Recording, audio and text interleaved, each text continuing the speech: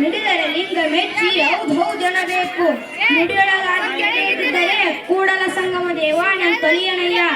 ಅಂದರೆ ನಾವು ಮಾತನಾಡುವ ಮಾತು ಮುತ್ತಿನ ಹಾರದಂತೆ ಆಕರ್ಷಕವಾಗಿರಬೇಕು, ಮಾಣಿಕ್ಯದಂತೆ ಕಾಂತಿ ಹೊಂದಿರಬೇಕು, ಸ್ಫಟಿಕದ ಸಲಾಕೆಯಂತೆ ಇರಬೇಕು.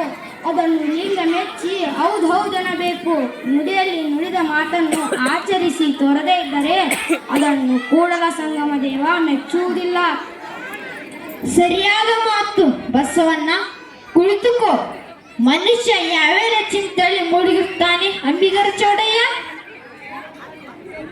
ಬಡತನಕ್ಕೆ ಉಂಬುವ ಚಿಂತೆ, ಉಣ್ಣಲಾದರೆ ಉಡುವ ಚಿಂತೆ, ಉಡಲಾದರೆ ಇಡುವ ಚಿಂತೆ, ಇಡಲಾದರೆ ಹೆಂಡಿರ ಚಿಂತೆ, ಹೆಂಡಿರಾದರೆ ಮಕ್ಕಳ ಚಿಂತೆ, ಮಕ್ಕಳಾದರೆ ಬದುಕಿನ ಚಿಂತೆ, ಬದುಕಾದರೆ ಕೇಡಿನ ಚಿಂತೆ, ಕೇಡಾದರೆ ಮರಣದ ಚಿಂತೆ.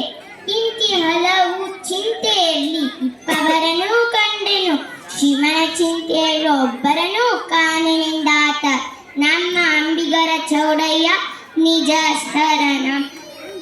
ಅಂದ್ರೆ ಲೌಕಿಕ ಬದುಕಿನಲ್ಲಿ ಮನುಷ್ಯ ಜೀವನದ ಸಾಗರದಲ್ಲಿ ಮುಳುಗಿರುತ್ತಾನೆ. ಅವನಿಗೆ ಚಿಂತೆ ಎಂಬುದು ಜೀವನದ ಒಂದು ಭಾಗವೇ ಆಗಿರುತ್ತದೆ. ಏನಿಲ್ಲದಿದ್ದರೂ ವೃಥ. ಚಿಂತೆಯನ್ನು ಮಾಡುವುದು ಮನುಷ್ಯನ ಒಂದು ದೌರ್ಬಲ್ಯ. ಹಸಿದಾಗ ಉಣ್ಣುವ ಚಿಂತೆ, ಉಂಡ ನಂತರ ಉಡುವ ಚಿಂತೆ, ದಿನನಿತ್ಯದ ಅಗತ್ಯತೆಗಳು ನೀಡಿದ ನಂತರ ಹೆಂಡತಿ ಮಕ್ಕಳ ಚಿಂತೆ, ಚೆನ್ನಾಗಿ ಬದುಕಬೇಕೆಂಬ ಚಿಂತೆ, ಇತರರಿಗೆ ಕೇಡನ್ನು ಬಯಸುವ ದುಷ್ಟ ಚಿಂತೆ, ಕೊನೆಗೆ ಸಾವಿನ ಚಿಂತೆ. ಇಡೀ ಬದುಕನ್ನು ಸ್ವಯಂಕೃತ ಅಪರಾಧಿಗಳಿಂದ ಸಿಲುಕಿಸಿಕೊಳ್ಳುವ ಜನರು ಇದ್ದಾರೆ. ಶಿವನ ಚಿಂತೆಯನ್ನು ಮಾಡಿ ಅನುಭವದ ವಿನಯ ಆನಂದವನ್ನು ಸ್ವಾರ್ಥಕಗೊಳಿಸುವಲ್ಲಿ ಅವನಿಗೆ ಗಮನವೇ ಇಲ್ಲ. ಹೌದು ಹೌದು ಅಂಬಿಗರ ಚೌಡಯ್ಯ, ಕುಳಿತುಕೋ. ನಿಷ್ಠೆ ಬಗ್ಗೆ ನಿಮ್ಮ ಅನಿಸಿಕೆಯನ್ನು ಚನ್ನ ಬಸವಣ್ಣ? ನಿಷ್ಠೆಯುಳ್ಳಾತಂಗೆ ನಿತ್ಯ ನಮ್ಮದೆ ಹಂಗೇಕೆ, ಸತ್ಯವುಳ್ಳಾತಂಗೆ ತತ್ವರಿತ ವಿಚಾರ ಹಂಗೇಕೆ, ಅರಿವುಳ್ಳಾತಂಗೆ ಅಗ್ನಿಯ ಹಂಗೇಕೆ, ಭಾವಶುದ್ಧ ಉಳ್ಳವಂಗೆ ಹೂವಿನ ಹಂಗೇಕೆ, ಮನಶುದ್ಧ ಉಳ್ಳವಂಗೆ ಮಂತ್ರದ ಹಂಗೇಕೆ, ಕೂಡಲ ಚನ್ನ ಸಂಗಯ್ಯ ನಿಮ್ಮ ನರಿದಾತಂಗೆ ನಿಮ್ಮ ಹಂಗೇಕೆ. ಅಂದ್ರೆ ನಿಷ್ಠೆಯುಳ್ಳವನಿಗೆ ನಿತ್ಯ ಯಾವುದೇ ನಿಯಮವನ್ನು ಪಾಲಿಸುವ ಅವಶ್ಯಕತೆ ಇಲ್ಲ. ಸತ್ಯವಂತನಿಗೆ ಯಾವ ತತ್ವರಿತ ವಿಚಾರ ಬೇಕಿಲ್ಲ. ಅರಿವುಳ್ಳವಂಗೆ ಅಗ್ಗಿದ ಅವಶ್ಯಕತೆ ಇಲ್ಲ. ಮನಶುದ್ಧ ಉಳ್ಳವಂಗೆ ಮಂತ್ರ ಹೇಳಬೇಕಾಗಿಲ್ಲ. ಭಾವಶುದ್ಧ ಉಳ್ಳವಂಗೆ ಹೂಪತ್ರಿಯ ಪೂಜೆ ಬೇಕಾಗಿಲ್ಲ. ಕೂಡಲ ಚನ್ನ ಸಂಗಯ್ಯ ನಿಮ್ಮನ್ನು ಅರಿವತರಿಗೆ ಅವಶ್ಯಕತೆ ಇಲ್ಲ. ಒಳ್ಳೆಯ ಮಾತು ಚನ್ನ ಬಸವಣ್ಣ. ಕುಳಿತುಕೋ. ನಿಜವಾದ ನೇಮ ಯಾವುದು ಶರಣಿ ಸತ್ಯಕ್ಕ? ಅರ್ಚನೆ ಪೂಜನೆ ನೇಮವಲ್ಲ, ಮಂತ್ರ ತಂತ್ರ ನೇಮವಲ್ಲ, ಧೂಪ ದೀಪಾರತಿಗಳ ನೇಮವಲ್ಲ, ಪರದನ ಪರಸ್ತ್ರೀ ಪರದೈಗೆರಗದಿಪ್ಪುದೇ ನಿಜವಾದ ನೇಮ. ಶಂಭುಜಕ್ಕೇಶ್ವರನ ಇವು ಕಾಣೆರನ್ನ ನಿತ್ಯ ನೇಮ. ಅಂದರೆ ನಿಜವಾದ ನೇಮವೆಂದರೆ ಅರ್ಚನೆ ಪೂಜೆ ಮಂತ್ರ ತಂತ್ರ ಧೂಪ ದೀಪಾರತಿಗಳು ನಿಜವಾದ ನೇಮ. ಬಾಹ್ಯ ಆಚರಣೆಗಳು ನಿಜವಾದ ನೇಮವಲ್ಲ.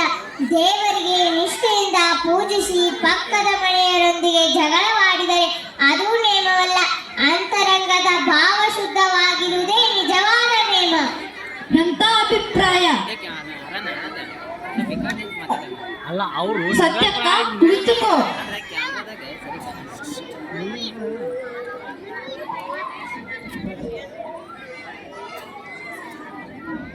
ನಿಂದಕರ ನುಡಿಯಿಂದ ನಮಗೇನು ಒಡೆತಾಗುವುದು ಅಥವಾ ಕಡೆಗಾಗುವುದು ಮಾಚಿದೇವ? ಅಂಧಕಾರ ದೆಸೆಯಿಂದ ಚಂದ್ರನ ಪ್ರಭೆಯಾಯಿತು, ನಿಂದಕರ ನುಡಿಯಿಂದ ಏಡಿಸಲ್ಕೆ ಶಿವಭಕ್ತಿಯ ಪ್ರಭೆಯಾಯಿತು. ಹೌದೆಂದಡೆ ಅಲ್ಲವೆತಿಗಳೆನ್ನುವರು, ತುತರ್ಕ ಶಾಸ್ತ್ರದಿಂದ ಯಮಗತಿಗೆ ಕೋಡ, ನಾನಾ ಜನ್ಮಕ್ಕೇರದೆ ಶಿವಾಚಾರ ಪಥಮತೋ ಕಳಿ ದೇವರ ದೇವ.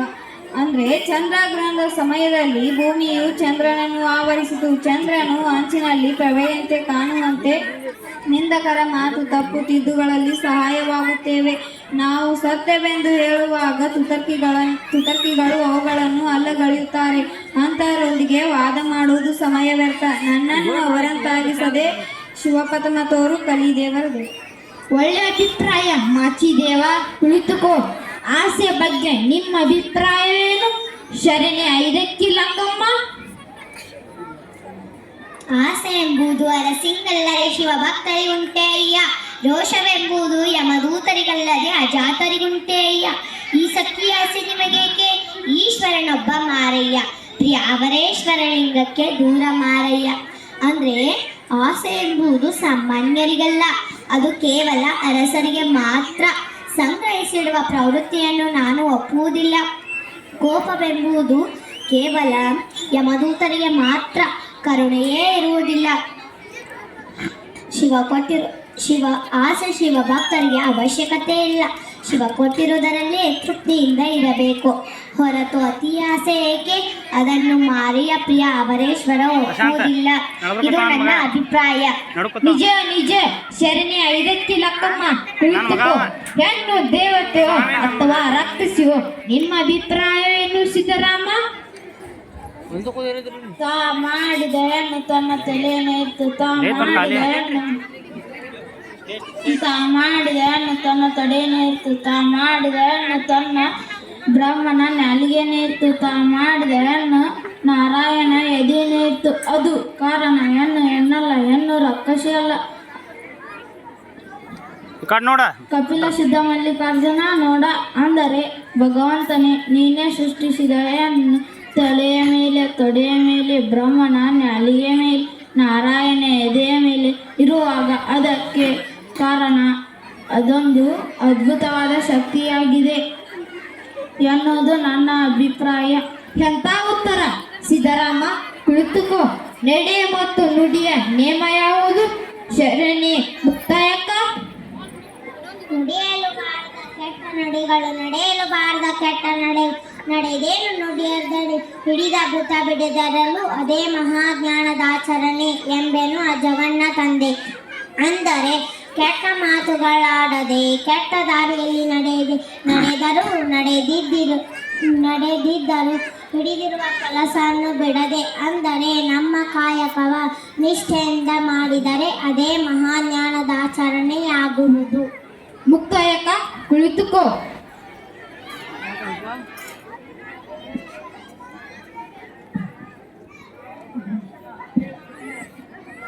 ಅನುಭವ ಮಂಟಪಕ್ಕೆ ಅಕ್ಕ ಮಹಾದೇವಿಯವರು ಆಗಮಿಸುತ್ತಿದ್ದಾರೆ. ಸಿದ್ದರಾಮ, ಹೋಗಿ ಕರೆ ತನ್ನಿ.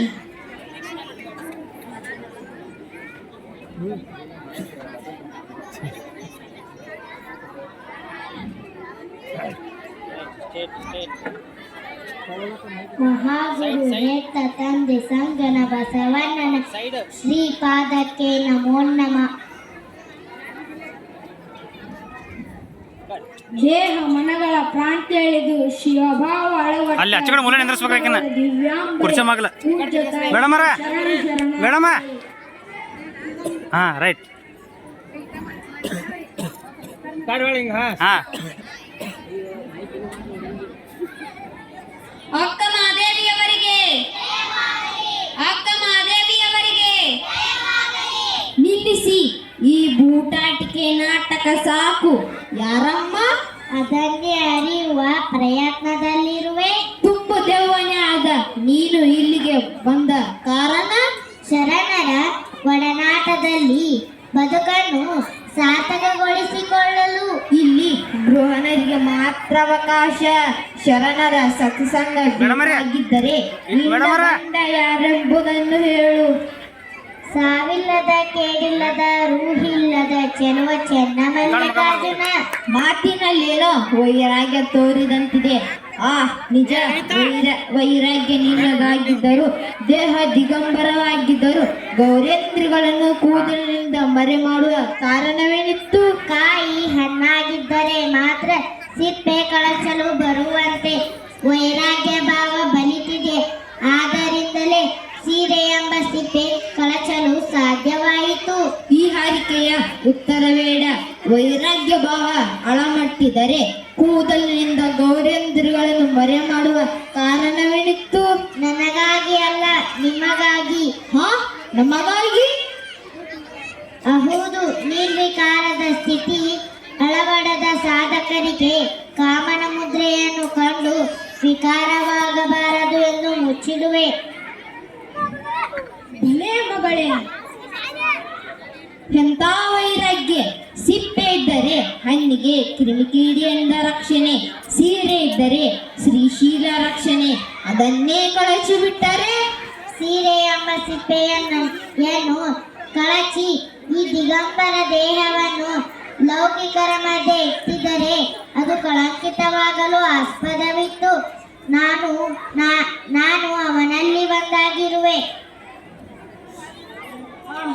ಎಂತ ಉತ್ತರ! ಕಾಮ್ ಕ್ರೋಧಗಳ ಆಗರವಾದ ದೇಹದಲ್ಲಿಟ್ಟುಕೊಂಡು ನಿರಂಜನವಾದ ದೇವನನ್ನು ಕೂಡಲು ಸಾಧ್ಯವೇ? ದೇಹದಲ್ಲಿದ್ದು ದೇಗುಣವಳೆದುಕೊಂಡರೆ ಭಾವ ಸಮರಸ ಸಾಧ್ಯ. ನಾವೆಲ್ಲ ಅಜ್ಞಾನಿಗಳೆಂದು ಭಾವಿಸುತ್ತಿದೆ. ನಾನು ಸತ್ಯ ಎಂದು ಹೇಳದು ಹೆಪ್ಪಿಟ್ಟ ಹಾಲು ಸಿಹಿಯಾಗದು. ಆತ್ಮಾನುಭೂತಿ ಹೊಂದಿದವನು ಶಬ್ದ ಮುಕ್ತನಾಗಿರೋನು, ಅದು ಅಜ್ಞಾನಿಯ ಲಕ್ಷಣ. ನಿದ್ರೆ ಅರ್ಧ ಸಾವು. ಸಂತಂತೆ ಕನಸು ಕಂಡು ಮನುಷ್ಯ ಎಚ್ಚರಗೊಂಡ ಬಳಿಕ ನಾನು ಸತ್ತಿದೆ ಎಂದು ಹೇಳುವುದಿಲ್ಲವೇ? ಬಿಟ್ಟ ಹಾಲು ಮೊಸರಾಗಿ ಹುಳಿಯಾದಂತೆ ಕಂಡರೂ ತುಪ್ಪವಾದ ಬಳಿಕ ಸಿಹಿಯಾಗದೆ? ನೀನು ಮಾತಿನ ಜಾಣೆ. ತುಂಬುವಾಗ ಸದ್ದು ಮಾಡುವ ಬಿಂದಿಗೆ ತುಂಬಿದಾಗ ಮೌನ ತಾಳಬೇಕು. ಕೊಡ ತುಂಬುವಾಗ ಸದ್ದು ಮಾಡಿ ತುಂಬಿದಾಗ ಮೌನ ತಾಳುವುದು. ತನ್ನಲ್ಲಿರುವ ನೀರನ್ನು ಸುರಿಯುವಾಗ ಮತ್ತೆ ಸದ್ದು ಮಾಡದೆ? ನಿಜ ನಿಜ. ಹಾಗೆ ಸಿದ್ಧ ಪುರುಷರು ಮೌನೆಯಾಗಿದ್ದಾಗ ತನ್ನ ದಿವ್ಯಾನುಭವವನ್ನು ಇತರರಿಗೆ ಬಿತ್ತರಿಸುವಾಗ ಮಾತನಾಡುವುದಿಲ್ಲವೇ? ನನ್ನದು ಈ ಸ್ಥಿತಿ. ವಿನಯದಿಂದ ಹೇಳುವೆ. ಬಲೆ ವೈರಾಗ್ಯನಿಧಿ ಭವತ್ತು ಶರಣ ಜನಕ ಕಣ್ಮಣಿ. ನೋಡೋದಕ್ಕೆ ಶ್ರೀರೂಪ, ಅಂತರಂಗದಲ್ಲಿ ಶಿವರೂಪ. ಜಗನ್ಮಾತೆ ಜಗದಕ್ಕ ನೀನು ಹೆತ್ತ ತಾಯಿ ಮಾದೇವಿ. ಅಕ್ಕನ ಶ್ರೀಪಾದಕ್ಕೆ ನಮೋ ನಮೋ ಎಂದೇ. ಜಯವಾಗಲಿ ಅಕ್ಕ ಮಾದೇವಿಗೆ, ಜಯವಾಗಲಿ. ಅಕ್ಕ ಮಾದೇವಿಯವರಿಗೆ, ಅಕ್ಕ ಮಾದೇವಿಯವರಿಗೆ. ಅಕ್ಕ ಮಾದೇವಿ, ಒಟ್ಟಾರೆ ನಿಮ್ಮ ಅನಿಸಿಕೆ ಏನು? ಬೆಟ್ಟದ ಮೇಲೊಂದು ಮನೆಯ ಮಾಡಿ ಗೃಹಗಳಿಗೆ ಅಂಜಿದಳಂತಯ್ಯ. ಸಮುದ್ರ ದಂಡೆಲೊಂದು ಮನೆಯ ಮಾಡಿ ನೊರೆ ತೊರೆಗಳಿಗೆ ಅಂಜಿದಳಂತಯ್ಯ. ಸಂತೆಲೊಂದು ಮನೆಯ ಮಾಡಿ ಶಬ್ದಕ್ಕೆ ನಾಚಿದಳಂತಯ್ಯ. ಚೆನ್ನ ಮಲ್ಲಿಕಾರ್ಜುನ ದೇವ ಕೇಳಯ್ಯ.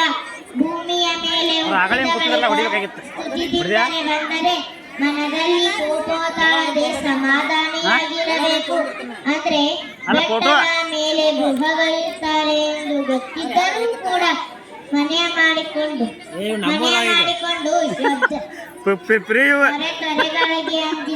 ಗೃಹಗಳಿಗೆ ಅಂಜಿದಳಂತಯ್ಯ.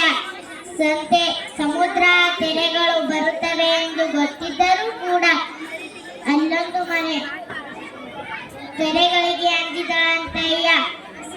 ಸಂತೆಯ ಗದ್ದಲ ಗೊತ್ತಿದ್ದರೂ ಕೂಡ ಅಲ್ಲೊಂದು ಮನೆಯ ಮಾಡಿಕೊಂಡು ಶಬ್ದಕ್ಕೆ ನಾಚಿದಳಂತಯ್ಯ. ಎಲ್ಲರೂ ಮಾತಾಡ್ಕೊಂಡು ಇನ್ನೊಂದು ಬೇರೆ ಕಡೆ ಹಚ್ಚಿದ್ರು. ಎಲ್ಲರೂ ಮಾತಾಡ್ಕೊಂಡು ಒಂದು ಕಡೆ ಹಚ್ಚೋದು. ಹೊಗಳಿಕೆ ತೆಗಳಿಕೆ ಇರುವ ಈ ಲೋಕದೊಳಗೆ ಇರುವ ನಾವೆಲ್ಲರೂ ಹೊಗಳಿಕೆ ಬಂದಾಗ ಹೀಗದೆ, ತೆಗಳಿಕೆ ಬಂದಾಗ ಕುಗ್ಗದೆ. ಹೌದಾ? ಅವ ಕೈಯಾಗ ಏನು ಬಂದು ಕೊಡ್ಕೊಂಡಲ್ಲ ಬಾ ಇಬ್ರು ಅವ್ರೆ ನಾನು ಹಾಕೊಂಬಂದ್ರಿ 4 ಮಂದಿ ಎನ್ನುವುದು ನನ್ನ ಅನಿಸಿಕೆ. ಇಲ್ಲೇ ಮಾಡ್ಯಾರಾಗತ್ತೆ ಮಾಡಿದ್ರೆ ಬೇಸಕತ್ತಪ್ಪ ನಮ್ಮ ಬೇರೆ ಕಡೆ ಅಷ್ಟು ಇಷ್ಟ ಇಲ್ಲ ನಮಗೂ ನಮಗೂ ಇಲ್ರಿ ಹಾಂ